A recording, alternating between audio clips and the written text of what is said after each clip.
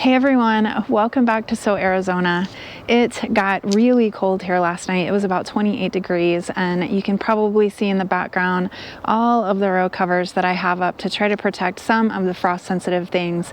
I have a lot of things that I didn't cover because they are very frost hardy, like a lot of the cabbages and the onions, and mostly just the brassicas in general, you know, the Brussels sprouts and the cabbages and the broccoli and the cauliflower and all of that kind of stuff is very frost tolerant. It's kind of amazing. Even though it is already time to start sowing those warm weather seeds inside, we still have quite a bit of time to start some seeds outside for some very quick to mature varieties, and I'm going to talk to you about that right now.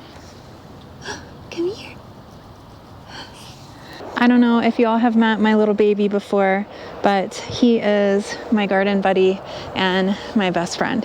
You may see him as a tag along in the background for a lot of my videos. He's usually around, but since he's so small, he's out of the scene a lot of times. But I think I'm gonna have to put a sweater on him today because it is so cold.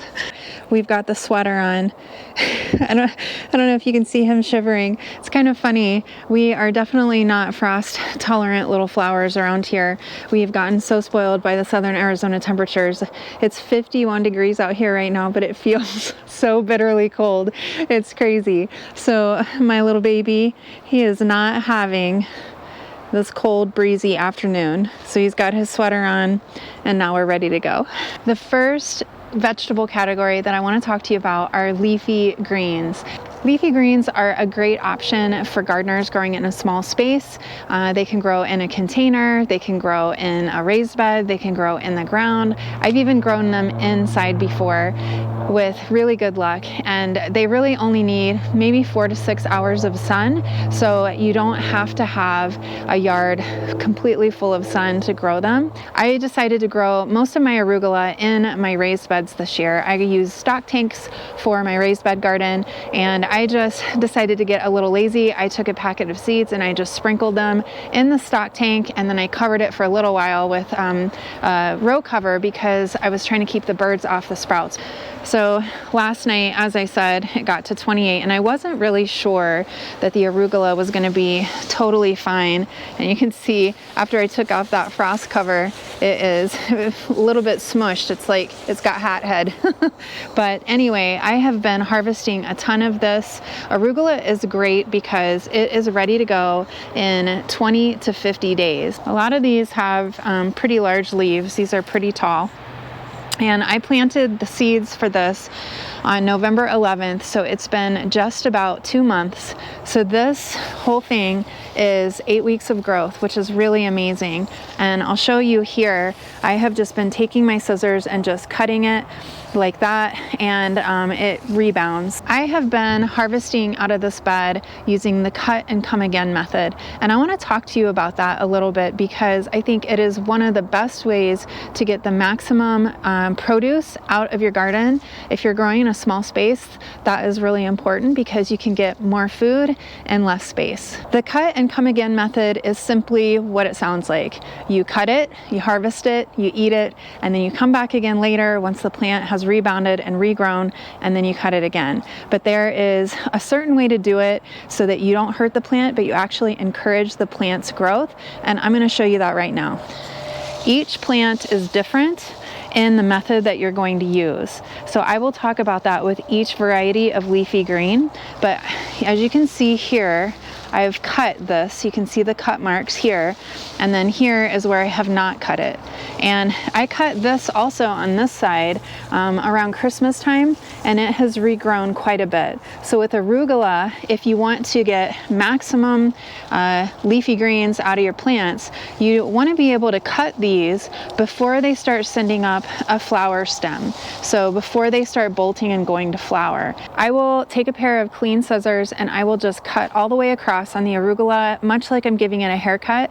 I will leave about 1/3 of the plant, and then within a couple of weeks, that plant will have amazingly rebounded, and then I can harvest it again. And I love using this cut and come again method because it will discourage the arugula from going to flower. And so if I'm constantly trimming off the top of that, it's going to slow down the development of the flower shoot that the plant will send up. And at that point, the arugula will get really spicy and super strong, maybe a little bit bitter, and it's not going to be as good to eat. So if I can manage to keep the plant producing without sending up that flower stalk, I'm going to be able to harvest quite a few times before it's time to just pull it out and replant. It's looking like this patch of arugula is getting pretty big, at least on the one side where I haven't harvested it yet. So what I will probably do, and what you can do if you want to harvest more than you can eat at a time, is I will cut it, I will wash it, I will wrap it in a paper towel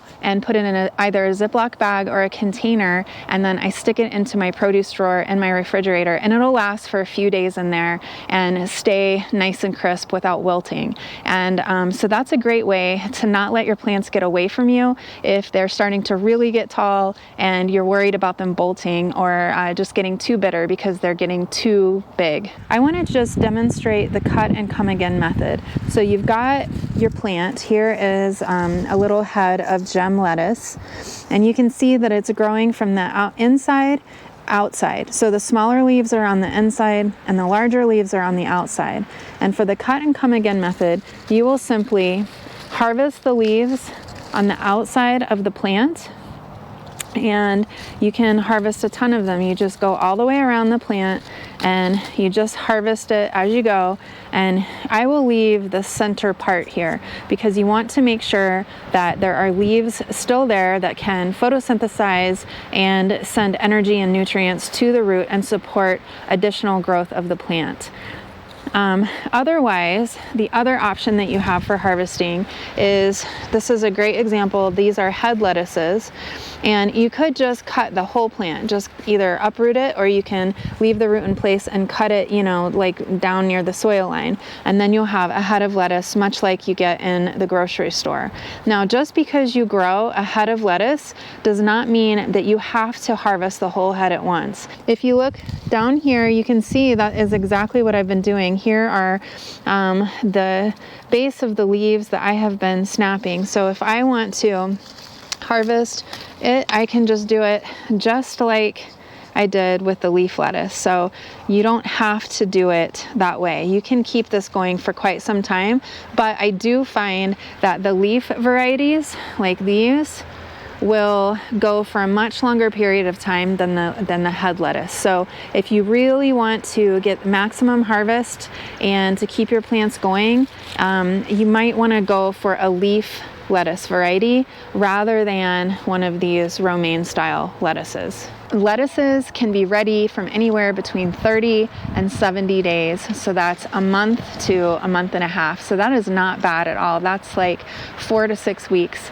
So I planted these from seed and I have been harvesting from them for quite some time. When you harvest your lettuce seeds, you can take it inside and rinse it out, pat it dry gently with a paper towel, and then wrap it in another new towel that's dry and put it into a container or a Ziploc bag and stick it into your produce drawer. Just make sure that it's not in a super cold spot in your fridge because you don't want your greens to freeze. The plant will let you know when it's done because it will start to turn bitter, and that is not tasty. So you'll also see that it may start to send up a flower shoot and bolt, but the lettuce is going to taste bitter long before it bolts. So when it starts tasting bitter, I just will cut it at the soil line and either toss the rest into my compost bin or maybe suffer through a bitter salad. If you want to keep your harvest going all winter long, then while you're using the cut and come again method on the lettuce out in the backyard, you can also start new seeds in the house so that way when that lettuce starts tasting bitter, you've already got new seedlings to replace it with. So you can simply remove the bitter lettuce plant and then you can replace it right away with that fresh seedling, and then you won't have very much delay. Another thing you can do is stagger the harvest so that you've got lettuce plants of various sizes outside, plus you're starting your seeds inside. outside, and then you're gonna do even better. Spinach is another variety that is very fast to grow, so if you're looking for a different leafy green besides arugula, then this might be a good bet. I know some people don't like the arugula because it can be a little bit spicy, but the spinach is not. It's very mild, and I just love fresh spinach from the garden. Spinach is ready in 25 to 50 days. Now, a little bit of a word on that day range. The low end of that, the 25 days, that would be if you're growing them for baby greens. But if you want a full-size spinach, then it's going to be more towards 50 days. So when you harvest your spinach, you can use that cut and come again method, and you just will harvest from the outside of the plant. You will leave the center in place so that way those leaves are still there so they can feed the roots and continue the growth of the plant. As those center leaves grow and spread out, then you can harvest those, and every week or so you can harvest a few more leaves. So I find that the cut and come again method is a really good way to get maximum out of each one of your plants. If you have a lot of spinach, just like with the arugula, you can harvest it all at once, much like those bags and boxes of spinach that you can purchase at the store. I think that one of the tricks for keeping your spinach fresh is to not get it wet. So what I do is I just cut it and harvest it, and I put it directly into a bag or into a container. Sometimes I'll even put a paper towel in there so that it can absorb any moisture that may have come with it out of the garden bed. You don't want to wash it or put a damp paper towel in it like with the arugula, because that can cause the spinach leaves to rot. So just leave it dry, package it up, and then put it in your produce drawer in your refrigerator, and it will keep for a few days. One really easy way to preserve your spinach is by blanching it. So if you don't want to eat it fresh, or you just have too much and you can't get it all finished at the same time, you can just heat up a little bit of salted boiling water, drop the spinach in for about 2 minutes, then scoop it out, put it onto some ice water right away so that it stops the cooking. And then you can simply drain it and put it into freezer bags, and it works really well, just like the frozen spinach that you can get in your frozen aisle. I think that the fastest growing variety of vegetable in the garden by far is a radish. You can go from seed to harvest with radishes in 20 to 60 days, which is crazy. But usually, depending on the variety, it can take more or less time, just like with anything. But with radishes, you can pretty much bet on a harvest in 3 weeks after you plant the seeds. I've got a mixed bed here. I've got some Swiss chard and some beets. I have a little bit of bok choy, but you can see along here, I've got some radishes tucked in here, and these are getting really close. If I can look down here, you can see the little pink shoulders just coming up out of the soil there, and those are getting really close. And I've also got in the same bed some little radish seedlings here, and that's because I'm doing something called succession planting. I want to explain succession planting again really quickly. It is pretty much just spreading out your harvest by the practice of sowing seeds every couple of weeks. And that way you've always got new plants coming up as you're harvesting the old ones. Succession planting will help you to avoid that gap where you're not getting any food out of your garden at all. Instead of harvesting everything all at once because you planted everything all at once, you're planting seeds every couple of weeks, and then you have something pretty much every week to harvest. And radishes are a great example of this.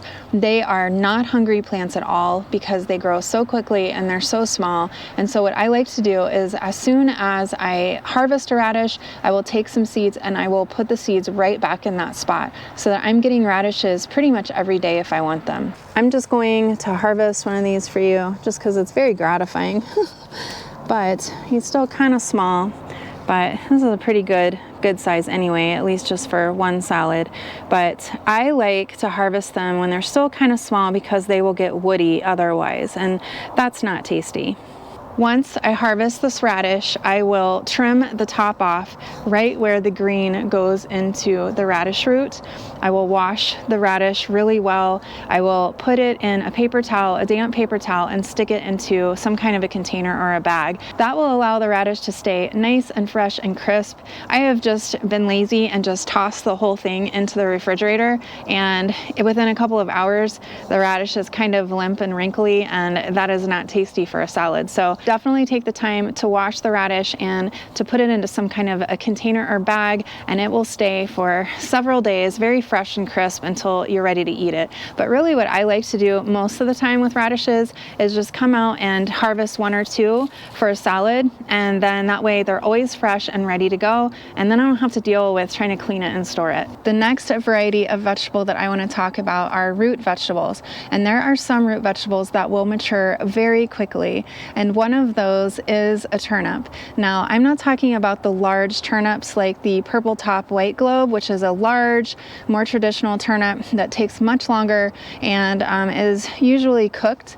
I'm talking about the salad turnips, and those are very small, petite turnips that are smaller than a golf ball when you harvest them, and you can simply wash them and slice them, and they're very sweet and crisp and delicious on salads. Now, when I was a kid, I hated turnips. I didn't want anything to do with them.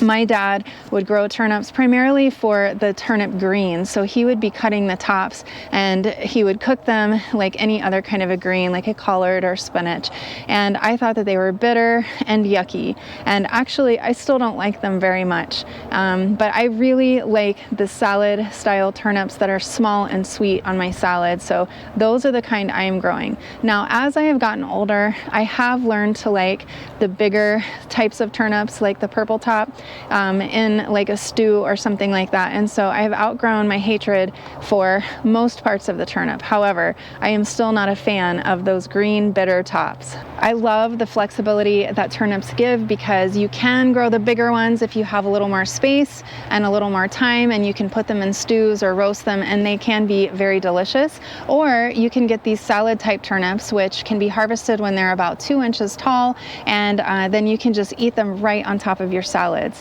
What I like to do when I harvest mine is to take them, I will cut those tops off and put them right in the compost because I will not be eating those. And then I will wash the turnip, and then I will put them into a Ziploc bag and store them in my refrigerator where they will keep for months. So they're a great vegetable, especially if you're looking for something to store so that you can have things for later to eat.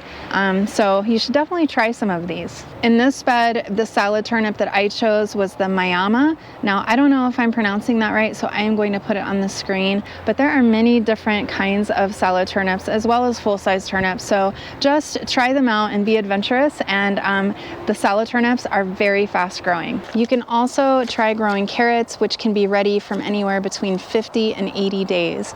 Now, there are smaller sized carrots like the Parisienne market carrot or the little finger carrot, and those are going to be ready on the lower end at that 50 days, and those are great options for small spaces and containers. But there are also the really big carrots like the Danvers carrot, and then the little bit smaller Chantenay. So there are a lot of different options for carrots. Carrots are really cool too because you can harvest the tops and you can make basil out of the tops. There are a million recipes online if you want to try to Google one and find one that's appealing to you. But I like to sneak some of the carrot tops while I'm waiting for the carrots, but not too many because you don't want to affect the growth of the root underneath the soil. A few weeks ago, I did a video on small space gardening, and I have a 4x4 hybrid basin / square foot gardening bed that I am using. And I showed how I could grow so many different varieties of things in that one bed as a kind of a salad garden. And I will link that video in the description below if you're interested in learning how to grow more food in small spaces. But I chose for that bed the little finger and the Parisian carrots, which I was just talking about, and you can get a lot of those in that small little space. So let's go over and look at that bed and I'll show you. I have this bed covered up because of the cold temperatures we're getting. One night is supposed to be 26, which is just crazy, but let me uncover this and show you. A lot of my plants are kind of squished under here from the cover, but at least they're safe. So you can see here are all of my carrots that I've got, and these are the Parisian market carrot. And over here, I've also got the little finger on that side. I'll uncover it all the way. Another really versatile root vegetable are beets. And beets are great because not only can you eat the delicious root, but you can also eat the tops. So I have some growing in this bed beside me, and these green tops you can use just like Swiss chard or spinach. I like to cook these. I don't eat them raw. They have a little bit of a salty flavor, but they are great sauteed with a little bit of olive oil and onion and garlic in place of things like Swiss chard or spinach. So these are great, and make sure when you harvest them that you save the tops so that you can eat them too. There are different varieties of beets, just like with turnips and carrots, that will accommodate any space. I love a variety called Robin, which is about 2 inches when it's time to harvest, and it's a red beet, and it's really good to steam or roast and then to slice up and put on salads. It's great for small spaces, but then you have other ones that are just beautiful, like the Detroit Red or the Chioggia with its stripes, or the Golden Boy, which is a lovely yellow color. So beets come in all kinds of different shapes and sizes, and I think that they are so fun and delicious to grow. If I look in here, I can see some that are just finally starting to peek up just above the soil there. These are the Chioggia beets, and I cannot wait to pull those. I keep looking at them as if they're going to be bigger by magic overnight, but soon I'll be able to roast them. You really don't even have to wash beets too much, you know, as long as they're not really muddy. I will just knock off the dried dirt and stick them in a Ziploc bag or a container and stick them into my produce drawer, and they'll last for several weeks. And then I just love wrapping them in aluminum foil with a little bit of olive oil and some salt and roasting them, and they are so good. And then the skins slip right off of them, and then you can slice them up and then eat them however you like. There are 2 brassicas that I want to mention because they are so quick to harvest. One is kale, which you can eat as baby greens, or you can let it grow bigger. So on the same tub, I've got my lettuce over there and my beets in the middle, and on this side, I just mixed a gourmet blend of kale. The seed packet had all different kinds in it. It had this beautiful, I think this is Russian kale maybe, and then I've got this dino kale here, and then I've got a couple of other varieties as well, some curly kale. So it is really beautiful, I think, just all mixed together like this. If you want to eat the kale as baby greens, you can do that in as little as 25 to 30 days. And if you want to eat it just as a full-size mature plant, it'll be about 50 to 60 days. If you're wanting to keep your kale fresh to cook for later, you can preserve it much like you do your spinach. You can also put it in your dehydrator and make kale chips. You can juice it, and it makes a great addition to any of your fresh juices. I really like to chop it up and put it into my soups, but you can also blanch it just like the spinach, and then you can freeze it for using later in your soups and in your pastas. The other brassica I've got here is buried in these nasturtiums, and this needs to be harvested.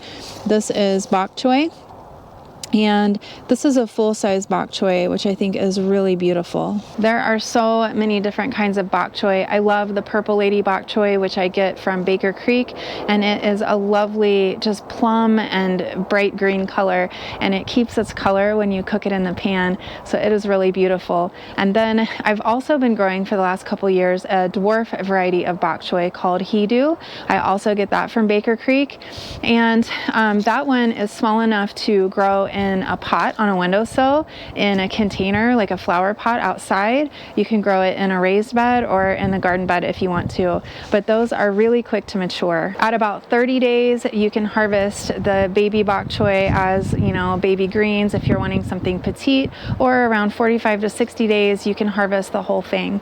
I like the dwarf variety because it has less of the stalk and more of the leaf.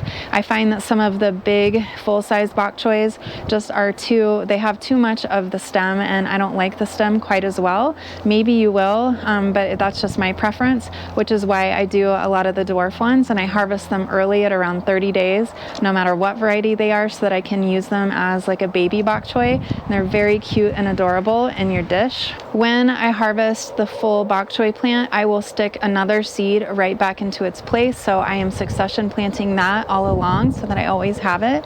And I want to talk about just a super simple way that I love to eat bok choy. So when I harvest the bok choy, I will just chop it up.